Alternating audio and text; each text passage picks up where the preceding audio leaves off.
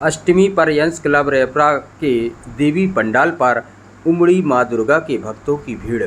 विगत कई वर्षों से रेपरा नगर के श्री संकट मोचन धाम मंदिर के समीप यंस क्लब के द्वारा मां दुर्गा की प्रतिमा शारदीय नवरात्रि में रखी जाती हैं। वहीं नवरात्रि के प्रथम दिवस से नवमी तक यंस क्लब द्वारा मां की आकर्षक झांकी सजाई जाती है, जिसे देखने के लिए रेपरा नगर के अलावा कटनी एवं दमोह जिले से भी लोग आते हैं। इन 9 दिनों में आरती के समय पंडित राम सेवक दुबे द्वारा माता रानी के सुंदर भजन गाए जाते हैं, जिसे सुनकर भक्तगण मनमुग्ध हो जाते हैं। खास बात यह है कि यह सभी देवीय भजन पंडित राम सेवक दुबे द्वारा लिखे जाते हैं और गाए जाते हैं। वहीं अष्टमी के दिन पंडाल में हजारों की संख्या में माता रानी के भक्त मां की भक्ति करते देखे गए। इस दौरान डॉक्टर रजनीश शास्त्री जी ने मां के ऊपर प्रकाश डालते हुए क्या कुछ कहा, आइए सुनते हैं। देवी जी की आराधना, साधना, व्रत, उपवास, मौन साधक के लिए एक रामबाण औषधि का कार्य करता है।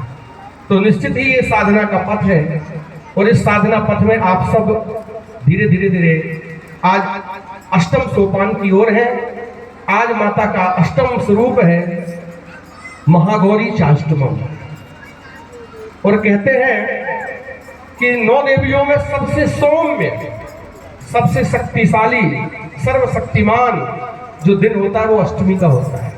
इसलिए आप लोगों ने देखा होगा कि अष्टमी को लोग विशेष दूर दूर से पूजा करने के लिए और धार्मिक पंडालों में जाते हैं।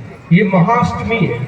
इसी अष्टमी को भगवान कन्हैया जी उत्पन्न हुए थे, इसलिए अष्टमी जो है योग माया की तिथि होती है। एक बहुत दिव्य चिंतन स्मरण हुआ।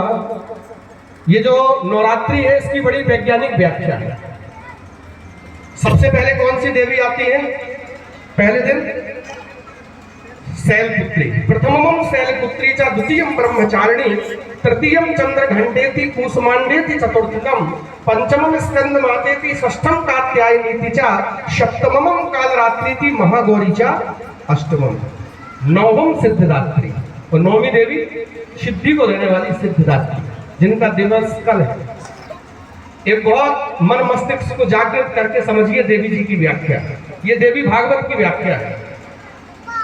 सृष्टि का निर्माण होता है तो प्रकृति से होता है, इसलिए मां को ही प्रकृति कहा जाता है। देवी रात्रि सूक्त में प्रकृतास्त्वं देवीत्वं सर्व कल्याण हितैषिणी। इस संसार का मूल प्रकृति कौन है? प्रकृति देवी, वही है देवी। तो प्रकृति से हम प्रारंभ हुए।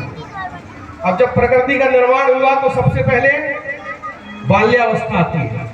इसलिए बाल्यावस्था में जो पहली देवी का नाम है शैलपुत्री, माने पुत्री से प्रारंभ हुआ। ये संसार, ये ब्रह्मांड जगत जननी से प्रारंभ होता है पुत्री के रूप में।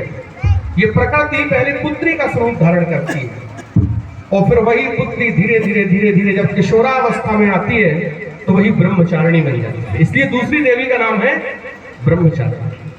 और जिसने अपने ब्रह्म विद्या को, आत्मविद्या को और अपने ब्रह्म तत्व को जागृत कर लिया, वही ब्रह्मचारिणी के बाद तीसरी अवस्था को नारी प्राप्त करती है और उसी का नाम होता है चंद्रघंटा। माने चंद्रमा के समान देदीप्यमान, ओजस्वी, तपस्वी, सौंदर्य की प्रतिमूर्ति वो चंद्रघंटा के रूप में विद्यमान हो जाती है। और जिसका ये बाल्यकाल, किशोरा काल और चंद्रघंटा का यौवन काल पूर्ण हो जाता है तो वही भगवती की कृपा से चतुर्थम कूष्मांडम, चौथी देवी कूष्मांडा। कूष्मांडा का अर्थ होता है जो अंडे से दूसरा स्वरूप प्रकट कर दे। इसलिए जब माताएं गर्भवती होती हैं तो कूष्मांडा देवी के रूप में उनकी चतुर्थ दिवस में उपासना की जाती है।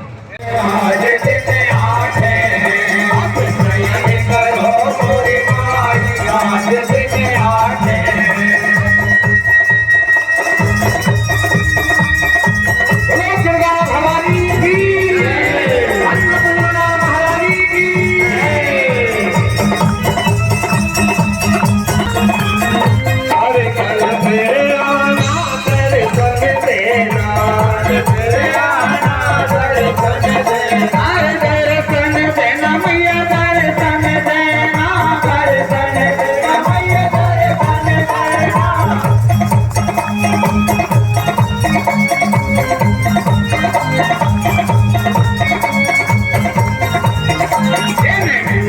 दूध की आस आज दिन आते हैं, दूध की आस आज दिन आते हैं।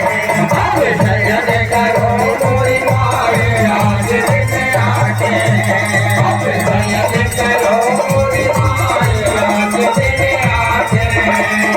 तेरा भी अपने भाग बनावे, तेरा भी अपने भाग बनावे। मैया जी को मीठी मीठी लोरी सुनावे, मैया जी को मीठी मीठी लोरी सुनावे। गंगा में बजरंग बिराजे, गंगा में बजरंग बिराजे। बाबा भैरव चक्कर काटे, बाबा भैरव चक्कर काटे। देख हनुमान के मैया मोरी, देख हनुमान आज दिन आते हैं। शयन करो मोरी माए आज दिन आते हैं, शयन करो। साथ बैठ करके यहाँ इस मंडप पर केवल आपको गीत या केवल वो नहीं, उसके अलावा जीवन का कुछ ना कुछ सार अवश्य मिलेगा। ऐसे वेदांती वेद विदित जिनको और प्रदेश विदित जग विदित पांडित्य यहाँ पर उपस्थित है, आचार्य तत्व यहाँ पर उपस्थित है, और जो दर्शक दीर्घा में बैठे हुए हैं, इस क्लब के बड़े वरिष्ठ सदस्य, उनके साथ पुरजन परिजन है, ये सभी एक विशेष विधा, विशेष प्रज्ञा, एक विशेष गुरुत्व लेकर के यहाँ पर उपस्थित होते हैं।